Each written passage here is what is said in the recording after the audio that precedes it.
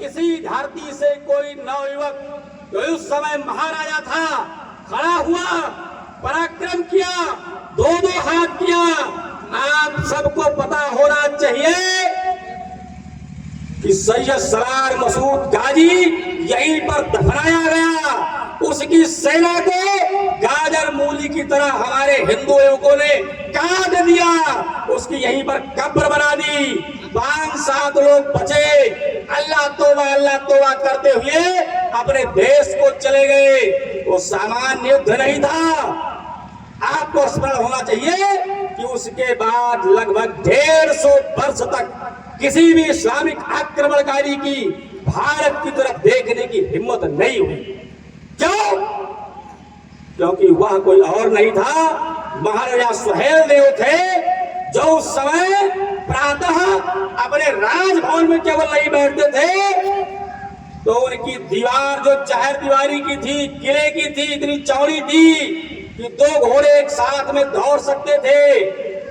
उस दीवार पर अपने दोनों बाजुओं के बीच एक पहलवान को दबा करके 1 घंटे तक दौड़ते थे, ऐसा पराक्रम करते थे। उसके परिणाम स्वरूप उन्होंने इस प्रकार का प्रतिकार किया उस समय सैयद सरार मसूद गाजी का। इस प्रकार के नौजवान आज के लिए खड़े हो जाए, इस प्रकार का नौजवान आज हर समस्या के लिए प्रतिकार करने के लिए समाज में खड़ा रहे, इसको बताने के लिए, ऐसा स्वाभिमान जागृत करने के लिए इस कार्यक्रम का आयोजन साथियों हुआ। आप सब जानते हैं राम जन्मभूमि का क्षेत्र है, राम जन्मभूमि पर बाबरी मस्जिद बनी। हम में से अधिकतर हमारे नायक नायिकाओं के, वीरांगनाओं के इतिहास के बारे में नहीं पता है।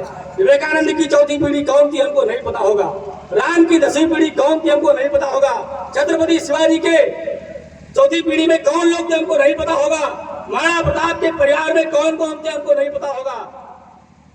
लेकिन बाबर, फिर हुमायूं, फिर अकबर, फिर जहांगीर, फिर शाहजहां, फिर औरंगजेब, फिर बहादुर शाह जफर, हम सबको जुबान पर रटा हुआ है। क्यों? क्योंकि इतिहास में हमको यही पढ़ा गया, यही पढ़ा गया हमको, इनके बारे में पढ़ाया नहीं गया।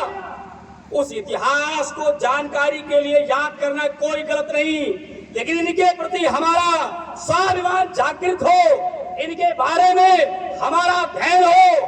अंग्रेजी जानना कोई बड़ी बात, बुरी बात नहीं है, भाषाई ज्ञान अच्छी बात है, वी शुड नो। लेकिन विवेकानंद जी शिकागो में गए, उन्होंने कहा मैं अमेरिकन सिस्टर एंड ब्रदर्स, वो अच्छी बात थी, लेकिन उसके पीछे का उनका ध्येय था पूरी दुनिया को हिंदुत्व के आभामंडल के नीचे खड़ा करना। उनका ध्येय था कि भारत माता का प्रत्येक सबूत पूरी दुनिया की अगुवाई करने का सामर्थ्य रखता है, ये बताने का। या हमारे मन में भी संकल्प होना चाहिए जो हम कहते हैं भुजाओं को उठा करके बोलो भारत माता की। इस समय हमारे मन में केवल एक देश के प्रति स्वाभिमान नहीं होता है। अभी आपने पहला जो कार्यक्रम देखा उसमें एक हमारी बहन भारत माता के रूप में खड़ी थी। हम भारत को केवल मिट्टी का टुकड़ा नहीं मानते हैं, भूमि मात्र नहीं मानते हैं, हम भारत को मातृभूमि मानते हैं। और जब हम मातृभूमि मानते हैं तो उनकी जय बोलते ही मेरे मन में उनका एक चित्र बनता है। अरे वो चित्र आपके सम्मुख खड़ा हुआ था, मस्तक पर जम्मू कश्मीर, दोनों भुजाओं में पाकिस्तान और बांग्लादेश वर्तमान का, पूरे शरीर में भारत का पूरा अंग, पैरों में केरल, नीचे रखा हुआ नारियल सरीखा श्रीलंका, चरणों को पखारता हुआ हिंद महासागर, सिंह पर सवार, हाथ में भगवा ध्वज लिए संपूर्ण दुनिया का संचालन करते हुए भारती। ऐसी भारत माता की आराधना हम करते हैं, और ऐसी भारत माता को फिर से प्रतिष्ठित करना है कि वो पूरी दुनिया की अगुवाई करें। इसके लिए हम सभी यहाँ पर आए। कैसे होगा? जिसकी जय बोलते हैं, ऐसी मां भारती के अंगों को काटने का पाप किया गया, कौन ठीक करेगा उसको? इस सम्मेलन के माध्यम से हम सभी को तय करना, अपनी भूमिका तय करनी है, मन में संकल्प लेना है कि हम तय करेंगे। क्योंकि हिंदू शास्त्रों में महाराज जी, हमारे पूज्य संत जी बताते हैं, खंडित मूर्ति की पूजा का विधान नहीं रहता है। मां भारती खंडित है, उनको अखंड बनाना उनके पुत्रों की जिम्मेदारी है। 14 अगस्त 1947 की मध्यरात्रि में केवल कुछ हिस्से नहीं चले गए, राजनीतिक षड्यंत्र के कारण हमारी भारत माता के अंगों को हमसे काट दिया गया। मैं तो अभी पढ़ रहा था, हैरान था। किसी भी पुस्तक में, किसी भी व्यवस्था में नहीं लिखा हुआ है, किसी को मिले तो मुझे बताना कि 15 अगस्त को भारत किस प्रकार से आजाद हुआ। कहीं कागज में लिखा मिल जाए तो मेरा नंबर लेकर के मुझे भेज देना। कहीं नहीं लिखा है। सत्ता हस्तांतरण के बारे में लिखा है, केवल सत्ता हस्तांतरित हुई, स्वतंत्र हुआ, ऐसा ना तो कहीं अंग्रेज ने लिख कर दिया, ना भारत की उस समय की गवर्नमेंट ने लिख कर दिया। कैसी स्वतंत्रता? हम तो स्वाधीन हुए, हमारी सरकार बदल गई, यूनियन जैक का झंडा बदल करके तिरंगा लहरा दिया गया, इतना सा हुआ केवल उसका। लेकिन उसके पीछे का बलिदान क्या रहा? ऐसा नहीं हो गया। 20 लाख हिंदुओं का श्रेष्ठ बलिदान हुआ। एक दो बलिदानों को तो याद रखते हैं, लेकिन बाकी को भूल जाते हैं। हमारे भारत माता का बहुत पवित्र अंग हमारे लिए पराया हो गया। आप सब जानते हैं 15 अगस्त 47 को जब हम भारत माता की जय बोल करके नारे लगाते हुए आजादी का जश्न मना रहे थे, उस समय हमको याद नहीं था कि महाराजा लौ का बसाया हुआ लाहौर आज से हमारा नहीं रहा, कुश का बसाया हुआ कुसूर आज से हमारा नहीं रहा, कक्षराज का वो सरोवर जहां पर पांडवों से यक्ष ने प्रश्न पूछे थे, हमारे लिए पराया हो गया। पंच नदियों का अधिकतम प्रवाह हमारे लिए पराया हो गया। हींगलाज देवी का पवित्र मंदिर हमारे लिए पराया हो गया। गुरु नानक का जन्म स्थान ननकाना साहब हमारे लिए पराया हो गया। भगत सिंह, राजगुरु, सुखदेव ने जिस मिट्टी पर भारत माता की जय बोल करके अपने श्रेष्ठ बलिदान दिए थे, वह धरती भी अगले ही दिन हमारे लिए पराई हो गई। ढाकेश्वरी देवी का पवित्र मंदिर हमारे लिए पराया हो गया। पश्चिमी सीमा प्रांत हमारे लिए पराया हो गया। बलूचिस्तान हमारे लिए पराया हो गया। तब आजादी की देवी का अवतरण हुआ। लाखों माओ की गोद सुनी हो गई, लाखों बहनों की सिंदूर पूछ गए। तब जाकर के हमारे देश में आजादी की देवी का अवतरण हुआ, खंडित आजादी मिली। और उसके बाद भी भारत में यह समस्याएं समाप्त हो गई। जिस कारण से विभाजन की नींव रखी गई, वो सारे कारण मैं समय नहीं लूंगा, भाई साहब का संदेश हुआ है, वो सारे कारण आज भी विद्यमान हैं। एक भी कारण समाप्त नहीं हुए हैं। आज भी जम्मू कश्मीर अस्थिर है, आज भी आसाम, सिक्किम, त्रिपुरा, नागालैंड, मेघालय ये सब अस्थिर है। आज भी बांग्लादेश अस्थिर है, आज भी जम्मू अस्थिर है, आज भी भारत के अंदर तमाम सपोले फन उठा रहे हैं। उन सबको बताने के लिए, भारत को अखंड बनाने की तैयारी का शंखनाद करने के लिए हम सभी एकत्र हुए हैं। उनको यह बताना चाहते हैं कि हम सभी हिंदू धर्म को मानते हैं। हिंदू धर्म में नाग पंचमी के दिन नाग को भी दूध पिलाने का प्रावधान है। हम नाग की भी पूजा करते हैं, गले में उसको लपेटते हैं। लेकिन यह भी बताने के लिए आए हैं कि जब वो नाग अपनी औकात भूलता है, कालिया बनता है, तो हम कृष्ण बन करके उसका फन भी कुचलने का काम करते हैं। क्या बताने के लिए इस कार्यक्रम में आए हैं। जब वो नाग अपनी औकात भूलता है, तो इसी अवध प्रांत की धरती लखीमपुर में हम मख करके, यज्ञ करके, सर्व सत्र यज्ञ के माध्यम से सभी नागों को भस्म करने का शृंखलाद किया करते हैं। यह बताने के लिए इस कार्यक्रम का आयोजन हुआ। वो कहते हैं इस देश में रहते हैं, इस देश की खाते हैं, और कहते हैं मुझे भारत से बड़ा प्रेम है, इसलिए विभाजन के समय हम लोग नहीं गए थे। कहे का प्रेम भाई, तुम जेएनयू में खड़े होकर के कहते हो कि भारत तेरे टुकड़े होंगे, इंशाअल्लाह इंशाअल्लाह। तुम कहते हो कि अफजल हम शर्मिंदा है, तेरे कातिल जिंदा है। तुम कहते हो कितने अफजल मारोगे, हर घर से अफजल निकलेगा। तुम कहते हो संसद में खड़े होकर के कि भारत माता की जय नहीं बोलूंगा, चाहे मेरे गर्दन पर तलवार रख दो। तुम कहते हो उत्तर प्रदेश की विधानसभा में खड़े होकर के कि भारत माता नहीं डायन है, इसलिए विभाजन के समय लाखों मुसलमानों का रक्त पिया है।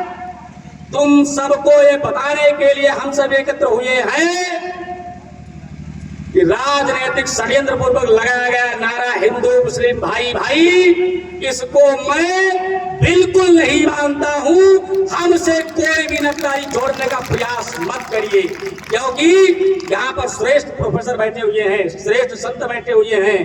मैं भाई की केवल छोटी परिभाषा जानता हूं। अगर आप मेरे भाई हैं तो आपकी माँ हमारी माँ और हमारी माँ आपकी माँ, ये मानना पड़ेगा। और हमारी माँ केवल जन्म देने वाली नहीं है। हमने यहाँ से कार्यक्रम का शंखनाद किया, भारत माता की जय, तो हमारी माँ भारत माता है। हमसे नाता जोड़ने का प्रयास करना है तो भारत माता की जय बोलना पड़ेगा। हमसे अगर नातेदारी जोड़नी है तो गौ माता की जय बोलना पड़ेगा, गंगा माता की जय बोलना पड़ेगा। अगर गौ माता का एक बूंद रक्त भारत भूमि में बहाने का प्रयास किया और हमारा भाई बनने का प्रयास किया, तो यह भी बताने के लिए हम सभी एकत्र हुए हैं कि हमने धर्म की स्थापना के लिए सगे मामा कंस का भी वध रखने वाले कृष्ण को अपना आदर्श माना है। सगे बुआ के लड़के शिशुपाल का भी वध करने वाले कृष्ण को अपना आदर्श मानते हैं। इसलिए कोई भी गलत नातेदारी तब तक नहीं जोड़ना जब तक हमारी धर्म की स्थापना में हमारे साथ नहीं खड़े होना।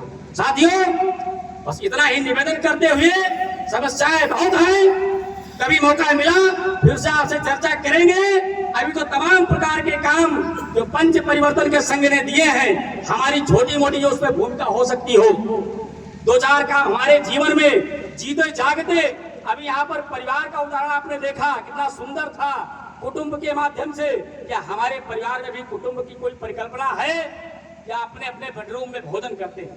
जरा इसका जाकर के आकलन करना है।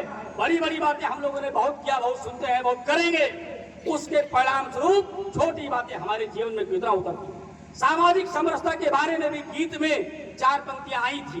क्या हमारे जीवन में भी वह गीत प्रवेश हो पा रहा है? या यहाँ से जाने के बाद, यहाँ तो हम समाज की स्थापना का संकल्प लेते हैं और अपने घर में, हमारे बेडरूम में, हमारे रसोई घर में तो कुत्ते और बिल्ली का प्रवेश है। लेकिन अगर घर पर हम नहीं हैं और हमारे इस समाज के किसी ऐसे व्यक्ति का घर में प्रवेश होता है जो आज की भाषा में दलित है, तो तुरंत हम शाम को जाते हैं और पता लगता है कि वो आया था, इसी गिलास में चाय पिया है, अगले दिन वो बाहर वाली अलमारी में गिलास रख दिया जाता है। ऐसा कम से कम हम में से किसी के घर में आज से ना हो, या निवेदन करने के लिए हम सभी यहाँ एकत्र हुए हैं। इस पर्यावरण को हिंदू समाज ही बचा सकता है। दुनिया के और लोग दोहन करते हैं, शोषण करते हैं, लेकिन हम प्रकृति को मां मानते हैं, किसी न किसी देवी देवता के रूप में उपासना करते हैं। उसको मानते हुए हमको श्रेष्ठ पर्यावरण बनाने का संकल्प लेना, हम सभी को अपने देश के कानून, अपने देश की व्यवस्थाओं के प्रति समर्पित होना है, पालन करना है नागरिक कर्तव्य के रूप में।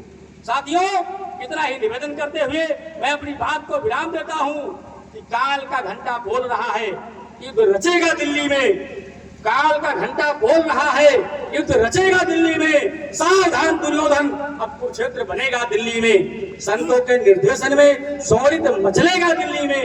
राम भक्त परवानों का ये दल मचलेगा दिल्ली में। लाल किले पर अब निश्चित केसरिया फहराना होगा। भारत को अब निश्चित हिंदू राष्ट्र बनाना ही होगा। भारत को अब निश्चित हिंदू राष्ट्र बनाना ही होगा। कैसे होगा?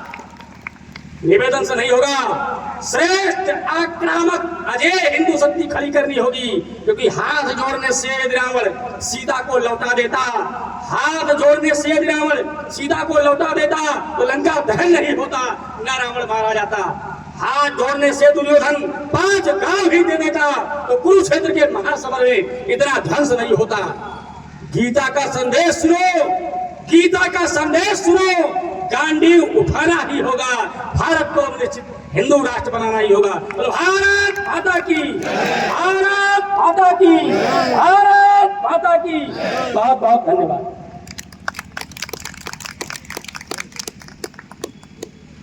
बहुत ही शानदार उद्बोधन आपका। निश्चित ही हम सबके जीवन में परिवर्तन लाएगा। कार्यक्रम कि अगली